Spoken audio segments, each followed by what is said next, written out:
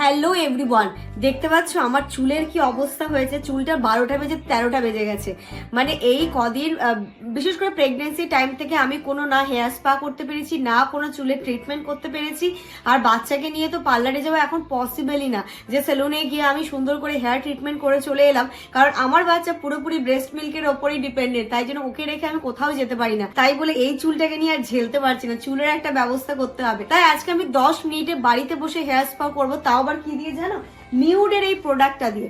হ্যাঁ, 10 মিনিটে তোমরা হেয়ার স্পা করে নিতে পারো বাড়িতে বসে। তো কিভাবে ইউজ করবে, কিভাবে হেয়ার স্পাটা করবে, চলো স্টেপ বাই স্টেপ তোমাদেরকে দেখিয়ে দিই।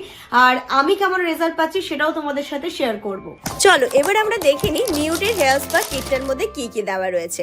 এটা ওপেন করার সাথে সাথেই আমি যেটা দেখলাম 4টে স্যাশে কিন্তু বেরিয়ে এলো। স্যাশেটার মধ্যে প্রথমেই ছিল স্ক্রাবার, তারপরে ছিল শ্যাম্পু, তারপরে ছিল কন্ডিশনার, তারপর ছিল হেয়ার সিরাম। স্ক্রাবার, তাই তো ফার্স্ট স্টেপ। এখানে স্টেপগুলো কিন্তু 1 2 3 4 করে দেওয়াই রয়েছে, তাই টেনশনের কোনো কারণ নেই, তুমি একদম অনায়াসে করে নিতে পারবে। আমি স্ক্রাবারটা দেখলে হাতের তালুতে ভালো করে নিয়ে সেটাকে স্ক্যাল্পে খুব ভালোভাবে স্ক্রাব করে নিচ্ছি। একদম জেন্টাল স্ক্রাব করবে, খুব বেশি হার্ড স্ক্রাব করার দরকার নেই। ভালোভাবে যেন স্ক্যাল্পে তোমার স্ক্রাবারটা মিশে যায়। দেখতেই পাচ্ছ আমি একদম ওপর নিচ একদম ঘাড়ের তলাঠলা থেকে শুরু করে সমস্তটা কি সুন্দর করে করছি। আর চেষ্টা করবে ফিঙ্গারপ্রিন্টসের ওপরে এই জিনিসটাকে নিয়ে করার, তাতে তোমার স্ক্যাল্পের কোনো ক্ষতি হবে না। 3 মিনিট ধরে ভালোভাবে যত্ন সহকারে স্ক্রাব করে নেবে। তারপরে চলে যাব আমরা নেক্সট পার্টের জন্য।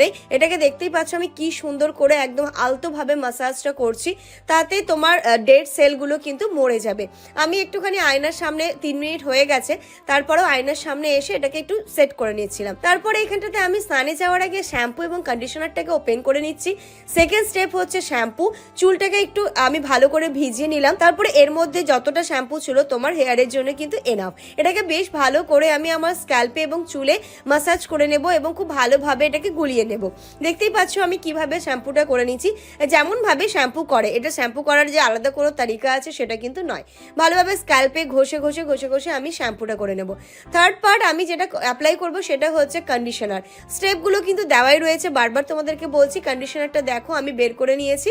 এবার আমি এটা কিন্তু স্ক্যাল্পে যাবে না, মনে রাখবে কন্ডিশনারটা তোমার হেয়ার লেন্থেই দেবে, কখনোই কন্ডিশনার স্ক্যাল্পে দেবে না। কন্ডিশনার করে চুল ধুয়ে আমি চলে এসেছি ঘরে। এবার অ্যাপ্লাই করব হেয়ার সিরামটা। হেয়ার সিরামটা দেখতেই পাচ্ছ চুলটা আমার কি সুন্দর স্মুথ এবং সাইন চলে এসেছে। হেয়ার সিরামটা অ্যাপ্লাই করার পরে আরোই চুলের মধ্যে চলে আসবে।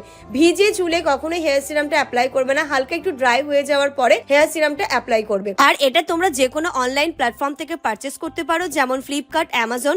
লিংক ইন দ্য ডেসক্রিপশন বক্সে থাকা লিংক থেকে তোমরা পারচেস করে নিতে পারো। দেখতেই পাচ্ছ চুলটা কতটাই সাইনি লাগছে না আমার দেখতে, আমি কিন্তু বেশ স্যাটিসফাইড।